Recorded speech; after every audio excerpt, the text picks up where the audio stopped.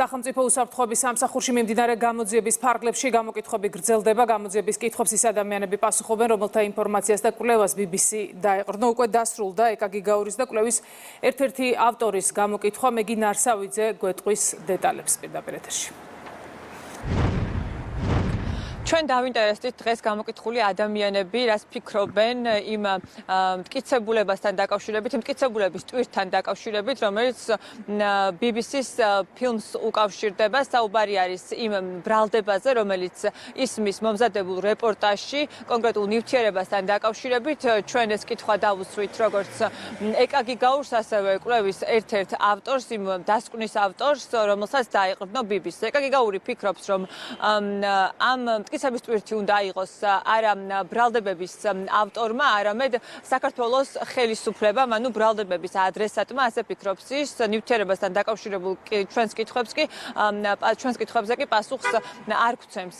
რაც შეეხება კვლევის ერთ-ერთ თანაავტორს, რომელსაც BBC დაეყრდნო, ის გელა ღუნაშვილი, ჩახუნაშვილებთან ერთად არის თანაავტორი ამ დასკვნის, ამბობს, რომ ფილმი საერთოდ არ უნახავს, აცხადებს, რომ პასუხისმგებლობა და მტკიცების ტვირთი უნდა აიღოს იმან, ვინც ამ ბრალდებისგანაც ეს ბრალდებები ისმის, ის საუბრობს BBC-ზე, თავად აცხადებს, რომ დასკვნასა და კონკრეტულ ნივთიერებას შორის რაიმე კავშირს ის თავად ვერ ხედავს. თუმცა უნდა აღინიშნოს, რომ ჩახუნაშვილებისგან განსხვავებით, გელა ღუნაშვილი არის კვლევის ის ერთ-ერთი თანაავტორი, რომელიც აცხადებს, რომ შესაძლოა საკუთარი პოზიციის და ჰიპოთეზის ჩამოყალიბებაში BBC-ს ერთ-ერთ კომპონენტად სწორედ აღნიშნული დასკვნა გამოეყენებინა. ასევე მოვისმინეთ დღეს სახელმწიფო უსაფრთხოების სამსახურში გამოკითხული ერთ-ერთი იმ ადამიანის განცხადებები, რომელიც ჩახუნაშვილების კვლევაში მონაწილეობდა. ის აცხადებს, რომ ანალიზების გაკეთების შემდეგ მას ჯანმრთელობის რაიმე სერიოზული პრობლემა არ გამოუვლინდა.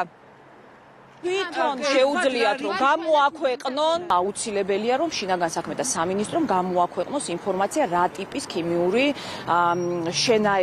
ქიმიური რაღაცა საშუალებები გამოიყენეს. ფილმის შინაარს იზიარებ თუ არა? ჩემი კომენტარი რუსულ მედიას არ ვესაუბრებ. ვინ უნდა იყოს მტკიცების ტვირთი ამ შემთხვევაში? თქვენ დასკვნას ეყრდნობა ერთ-ერთი არის ეს, რასაც ეყრდნობა BBC-ს ფილმი. დიახ, მტკიცების ტვირთი უნდა აიღოს იმან, ვინც ამას ამტკიცებს. რაღაცას ხო დაეყრდნო, მათ შორის სიუჟეტში თქვენი კვლევაც არის. თქვენ ალბათ უკეთ გექნებათ ეს BBC-ს დაკითხული და ის ფილმიც ნანახი. მე ნანახი არა მაქვს, მაგრამ ტექსტი წავიკითხეთ. მე პასუხისმგებელია, რაც მე დასკვნა დავდე, ხო და ეხა სხვამ როგორ ინტერპრეტაცია გააკეთა, მაშინ მათ კითხეთ, აბა რატო გამოიყენეს. BBC-მ გააკეთა ინტერპრეტაცია? ინტერპრეტაცია მათ გააკეთა. მათ ვკითხოთ, რატომ გააკეთეს ჩვენ კვლევასთან. ხედავთ მას თქვენ დასკვნას და კამით შორის? მე ვერ ხედავ. გამოიყენა თუ არა კამიტი ხელს? მე რა ვიცი, ხა კამიტი გამოიყენა თუ არა. სიტყვა კამიტი გავიგე გუშინ წინ პირველად. ან მნიშვნელოვანი დარღვევა ჩემ ჯანმრთელობაში არ ყოფილა გაზის მოწამვლის შედეგად. მე არ გაქვს თანახმად. სად გამოიყენეს თქვენი მონაცემები არ იცით. მე არ ვიცი რომ გამოიყენეს თქვენ საიდან იცით. თავდაპირველად კვლევის მიზანი არ იცოდით რა. ჯანმრთელობის მდგომარეობის გამოკვლევა. რომ საომავლოდ გადაგზავნილი იქნებოდა მაგალითად BBC-სთან. მე არც ახლა არ ვფიქრობ, კვლევის მიზანი ეგ იყო. გამოძიების ფარგლებში გამოკითხვები გრძელდება 6 საათზე. გამოძიების კითხვებს უპასუხებს გიორგი ჩახუნაშვილი.